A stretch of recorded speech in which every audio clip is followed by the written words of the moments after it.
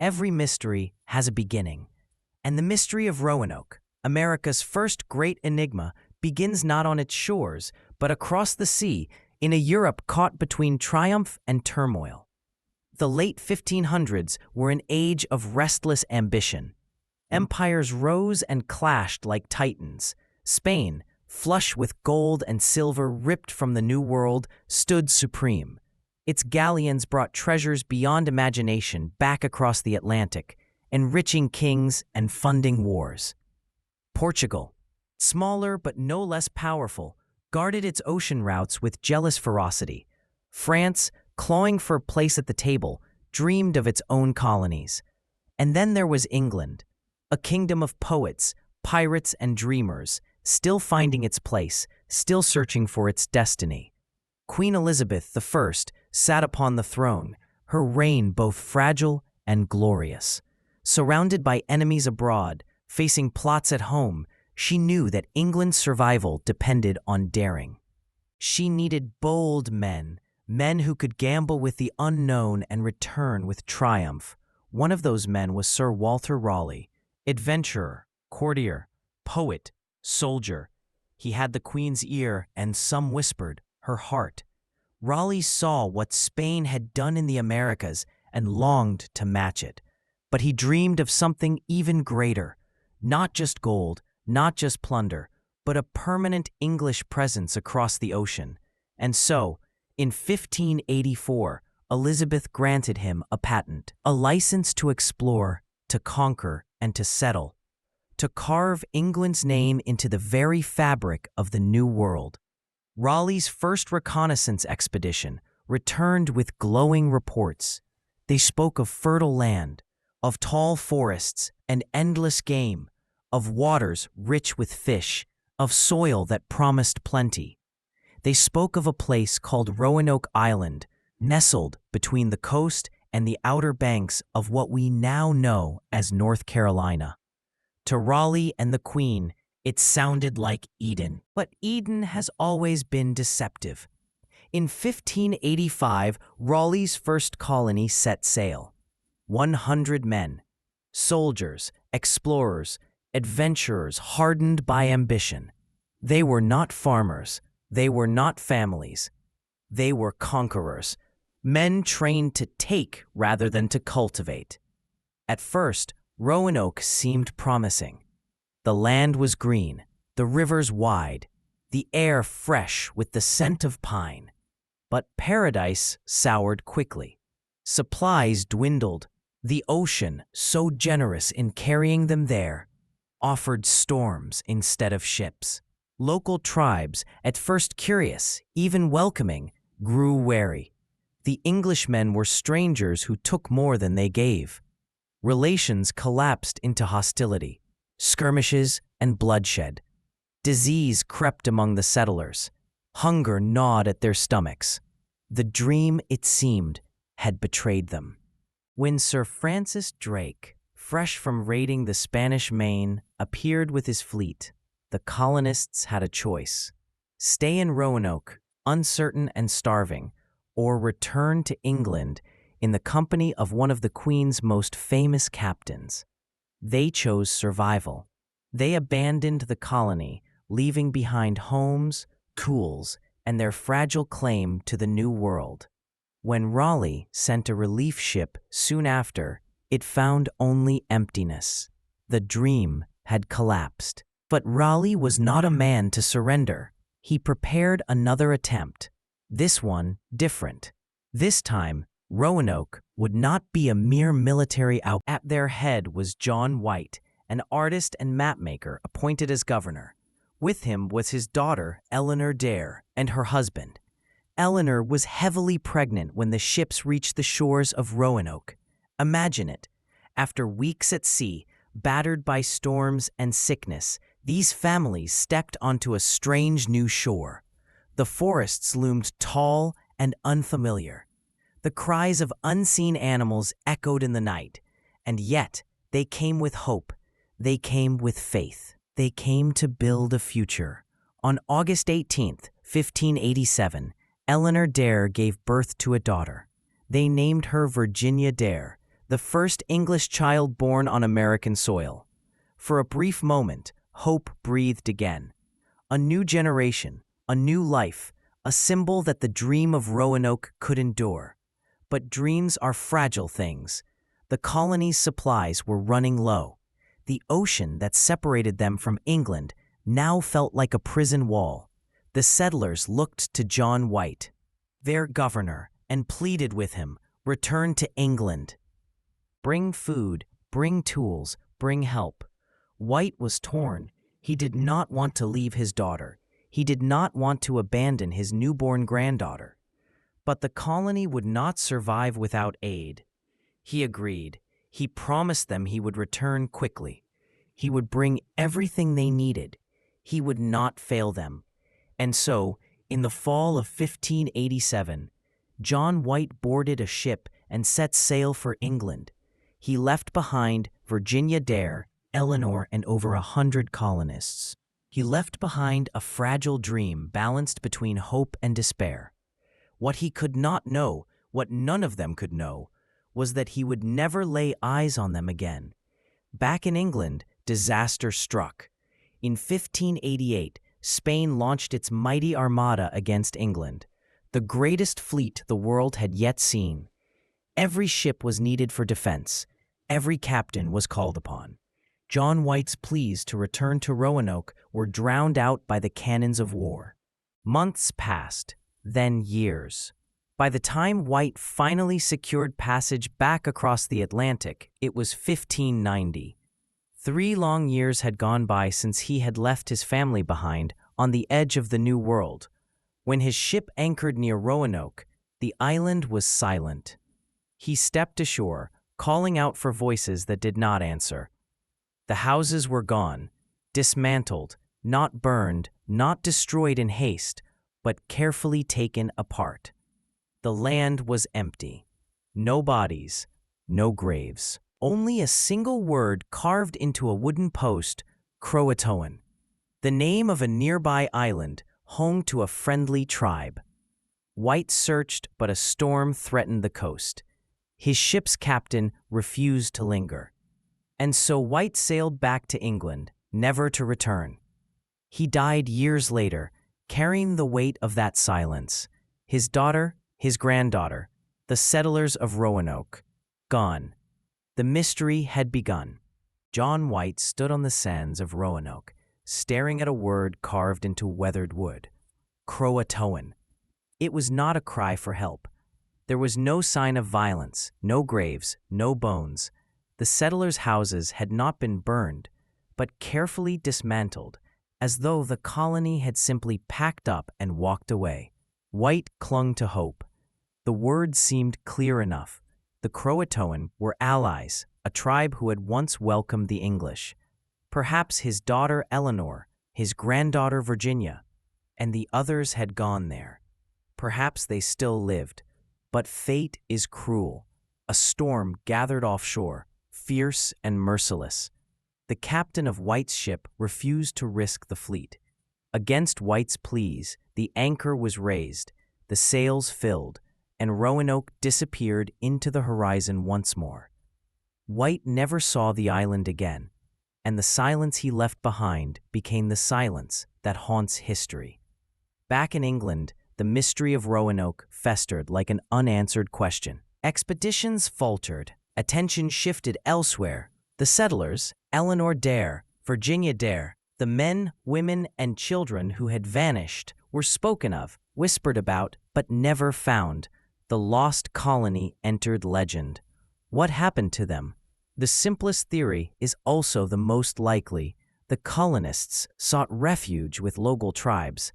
The CROATOAN, known today as the Hatteras Indians, had long been friendly. Archaeologists and oral histories suggest the English may have integrated with them, intermarried, and disappeared into their way of life. But there were other tribes, some hostile. The Powhatan Confederacy, powerful and wary of strangers, later claimed responsibility. According to a story recorded years afterward, the Powhatans said they had slaughtered the Roanoke settlers, fearing they would ally with rivals. But no bones, No weapons, no evidence has ever been found to confirm it. And then there are the darker theories: storms, disease, starvation. The fragile colony, already weak when White left, may have succumbed to the merciless hand of nature. In such a world, death left little behind. Graves might have sunk beneath shifting sands. Bones might have been carried away by water, devoured by time. But one fact cannot be denied. They vanished. And yet, the silence was deliberate. That single carved word, CROATOAN, was no accident. John White had instructed the settlers, if they ever left the island, they should carve their destination into a visible place. If danger forced them to flee, they should add a cross. No cross was found. So why did White not pursue them? Why did England not mount an urgent rescue? History is not always written by concern. It is written by power. Raleigh had his reputation to protect. England had wars to fight. Colonies were expensive gambles, and failures were quietly buried. The lost colony faded into rumor. Its people left to the forests and to silence. But silence does not last forever. As English settlers finally succeeded, first at Jamestown in 1607, then at Plymouth years later, the ghost of Roanoke lingered. Colonists heard whispers of Europeans living among tribes. Reports came of pale-skinned children with gray eyes. Some said they saw houses built in the English style, far from Roanoke's shores. Jamestown's leader, Captain John Smith, even wrote that Powhatan told him of men in European clothing who had lived not far away.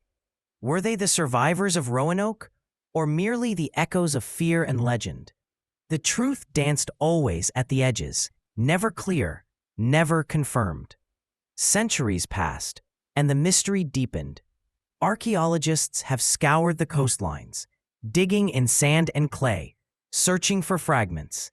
And fragments they have found: broken pottery, tools of European origin, mingled with native artifacts. Not enough to close the story, but enough to fuel debate. Historians trace patterns, anthropologists study oral traditions, yet the answer never solidifies. The settlers of Roanoke remain, even now, half-remembered shadows.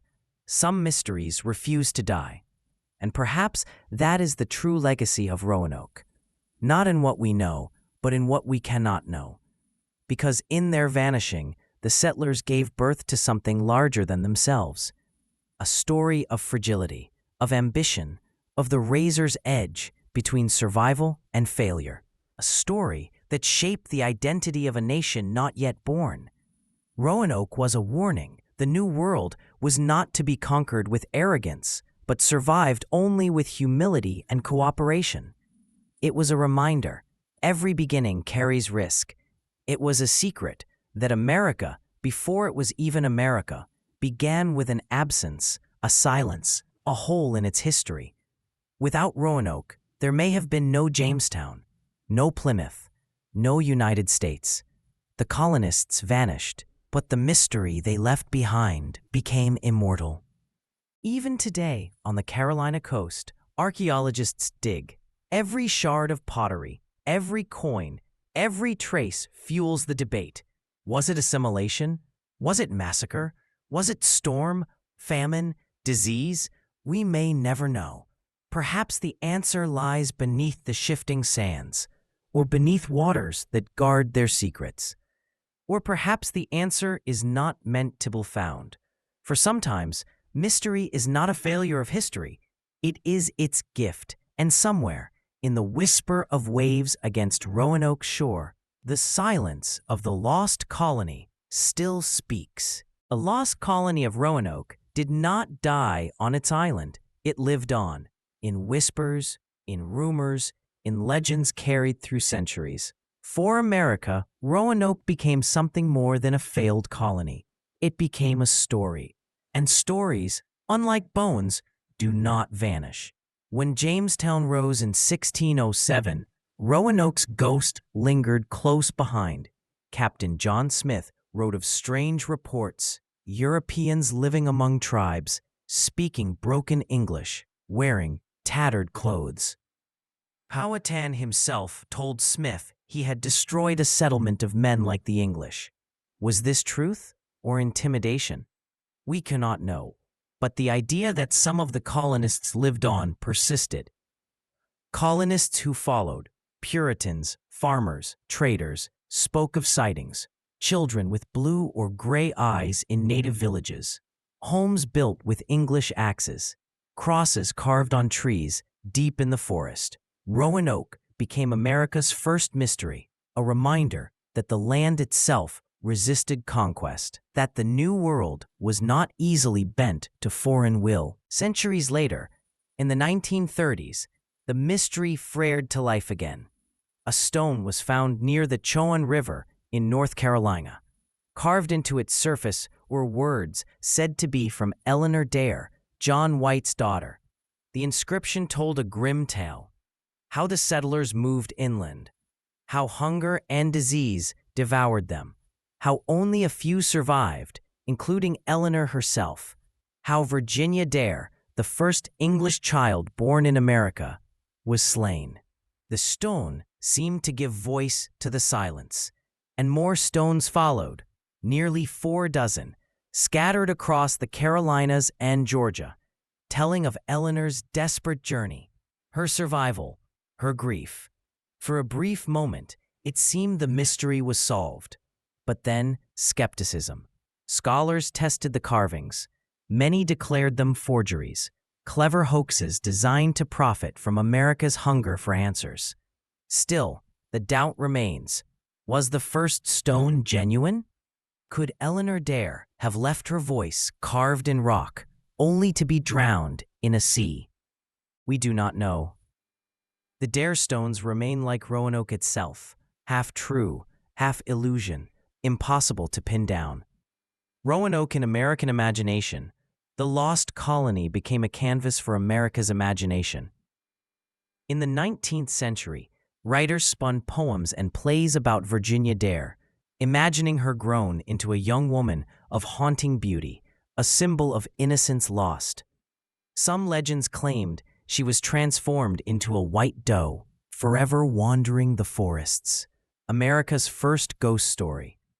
In the 20th century, the mystery filled newspapers, books, even television.